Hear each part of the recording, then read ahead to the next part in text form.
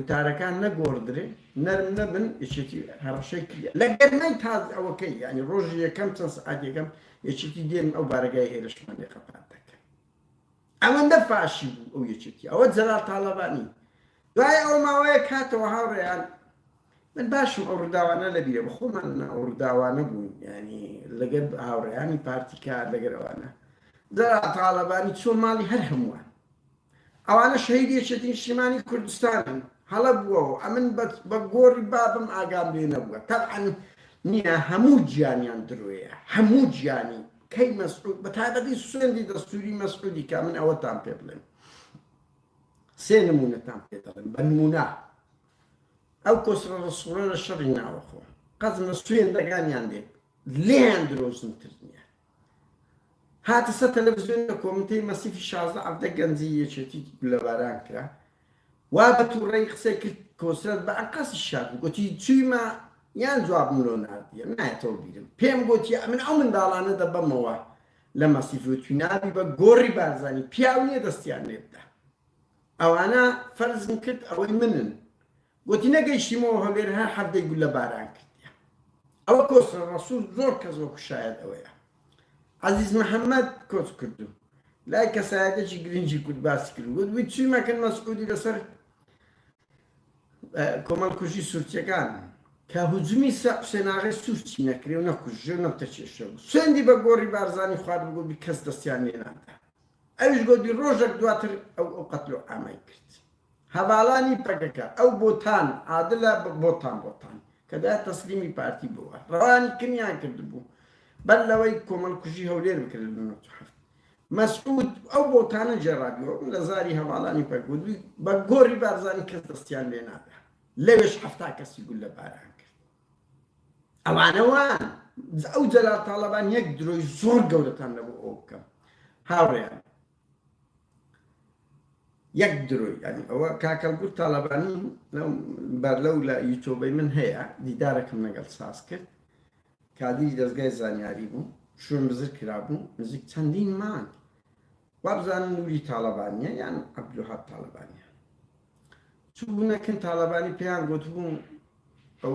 خزمیان بوون ینی هەموو خزمی جەلال تاڵەبانی یەک عەشیرەتن پێیان گوت هەڵگورد بزر بووە ئەگەر بتوانی لە دەستگایە ئەگەر بتوانی ئەوە بی چارە نووسێکە سوێندی بە گۆڕی بابی خوێنی شەهیدان خوارد ئەو جەلال تاڵەبانیە ئەوە کاکەلگوور تاڵەبانی مایە لە سویدە و ئەو وابزان نوری تاڵەبانیە کە تا نەمردیە ئەو نوریە زۆر شتی پێە کۆنگرێکی ڕۆژنامەگەری کرد لە 97 وەکوۆفدی سەدام هاتۆشتی زۆر نهێنی ئەو حیزبانەی لابوو تاڵەبانی سوێندی بە گۆڕی بابی و شەهیدان خوارد بوو کە هەر ئاگەی نییە ئەویش پێی گوت لە کادیری دەستگای خۆتان گوتی والەکنەمەیە گوتبی بوو بە یەک قەترە ئەو تاڵەبانیە دوای 15-20 ڕۆژ مانگەکە جوابی لە دوو نادوەتوی وەرە کە چوبەکەنی بەس لەبۆی درۆیەکە سپیکا گوتی خەبەرمان هەیە هەڵگورد لەناو هەراتتە ناو حزبی باس لەم لەبەردەستی خۆیان بوو دوای ساڵ نیوە چێ زۆربەریدا بوو یعنی ئاوا درۆزنن حتى ناوشیروان مستەفا دیتان چ دروشمەشی بری قەداری لەسەر ئەوەی دەکرد مڵکی گشتی دەبی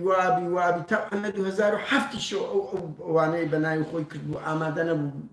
بەناوی کەسب بکاتن و دوو جار خەڵکی عقوبەدا لەسەوەی گوتبی ئەمەش ئەو گردە تەسلیم دەکەنەوە ئەگەر باشان و سەری ڕۆژ تەسلیم بکرێتەوە ناوەکان هەیە یەک لەوانە ئەڵێم هاواری شێخ ڕەئوفەش شتێکی وایە لەلێت دەتوانیا گوتبی لە بۆ نێزارشکە باسی ئەو گردە ئەوە 2011 ئەمە تازە دەزانین 2010 یعنی قەزدم لە درۆزنی ئەو مەسئولانە دێ هاوڕێیان مەرج نییە قسەیان کرد هەر مەسئولەک سەیری قسەیان بکەین سەیری کرداریان بکە لەمە درۆزنتر هەیە لە خۆیان دێنە سەر تەلەڤیزیۆن هەموو بازە دیموکراسی و مافی مرۆڤ و هەتیە لەستەوە باسی عدالەت و باسی دژایەتی گەندەڵی دەکەیت لەبڕۆکن مەسئولیزان هەمووان زیاتر باسی مافیا و گەندەڵ لۆ دەکا یان مەسئول بارزانی یان پاڤێل تاڵەبانی و قوبات تاڵەبانی بەڵام بەخۆیان سەرچاوەی گەورەترین دز و مافیەکان بەخۆیان ئەگە بەخۆیان نەبن مستەحیلە مۆزەفی فەقیر ئەوەی بکە بەهەرحاڵ هاوڕێیان ئەوە دووەم ڕووداوە حەلاق چیرۆر کرا گوت مامۆستا ئەمینیش لە دووخۆیان ڕاتشای زوتیارە تیرۆریان کرد وتیان مخاب ئەوە سەر بە پاراستنن هەر بەخۆیان حرەکەی جوتیاریانیان دائم کرد دوای ئەوە کپیان کردنەوە